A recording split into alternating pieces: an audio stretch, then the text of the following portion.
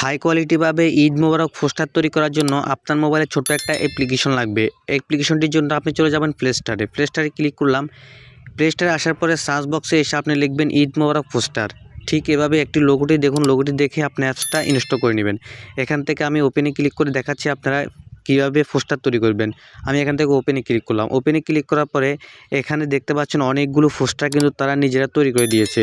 উপরে লেখা আছে ক্যাটাগরি লেখা আছে। আপনারা এখান থেকে যে ক্যাটাগরির পোস্টার তৈরি করতে চাচ্ছেন ওই ক্যাটাগরিটা সিলেক্ট করবেন। আমি ঈদ মোবারক পোস্টার তৈরি করব। আমি এখান থেকে সিলেক্ট করব ঈদ উল ফিতর। এখান থেকে ঈদ উল ফিতরে ক্লিক করবেন। ক্লিক করার পরে এখানে ঈদ মোবারক দিয়ে অনেক পোস্টার তারা বানিয়ে দিয়েছে।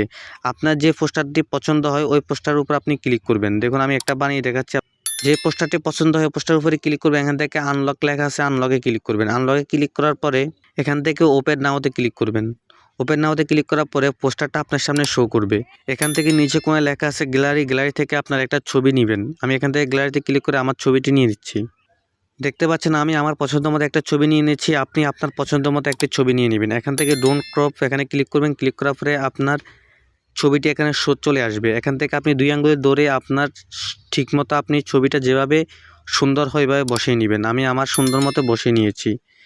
এখান থেকে নিচে লেখা আছে এখানে আপনার নাম লিখুন। এখানে নামের উপরে ক্লিক করে আপনার নামটি এখানে লিখে দিবেন। নিচে পদবি আছে, পদবির উপরে ক্লিক করে আপনার পদবিটা লিখবেন। গ্যালারিতে নেওয়ার জন্য উপরে সেভ আছে, সেভ অপশনে ক্লিক করবেন। সেভ অপশনে ক্লিক করার পরে আপনার পোস্টারটি গ্যালারিতে চলে যাবে। আশা করি খুব সহজে বুঝতে পেরেছেন। ভিডিওটি দেখে যদি আপনার একটু উপকার হয়েছে মনে করেন তাহলে অবশ্যই পাশে থাকবেন, সাপোর্ট দিবেন। দেখা নতুন কোনো ভিডিওতে। আল্লাহ হাফেজ।